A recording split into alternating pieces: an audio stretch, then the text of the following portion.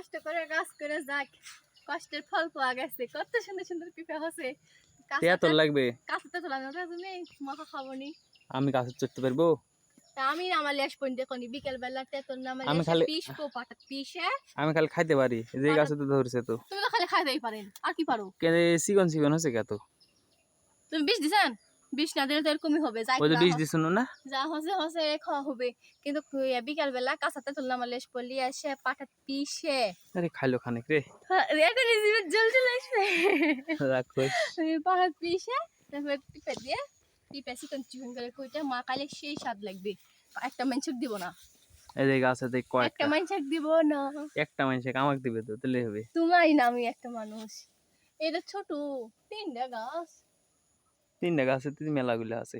দেখ এভাবেই খাওয়া তো হয়। এটা কিসের গাছ বলো তুমি? এটা সিসিঙ্গে, এদের ব্যাগ মরে যাচ্ছে। আমার যাতে কাঠ বিড়ালি খাই লিখতে, এ রে আল্লাহ, যে ধরিতে সেই কাঠ বিড়ালি খাই লিখতে, তাহলে আমি তরকারি খাবো কি, কি রান্না খাবো? তুমি তো বাজারও করো না, এখন খাওয়ার গাছ কষ্ট, কাটা ফেলে থেকে এই পাবে। খাওয়ার কষ্ট খালি আমার। এই যে তুই করে আলু কই আলু ধরছে? এমনি ছিলাইছিল, তখন রান্না হয়নি। আলু গড়া আলু ভালো লাগে তো। এটা কি আমার এদিকে গড়া আলু বলে, সবার গড়া এদিকে আলু আজকে তো ঝোল করবো নি, সেদিন একটা করছিল, এটা খাইতে কিন্তু সেই স্বাদ, পুরাই খাওয়া হয়। তাই চুলে দিলে পুড়ে যাবে নি। চলো বাড়ি চলো। পুরাই খাবেন?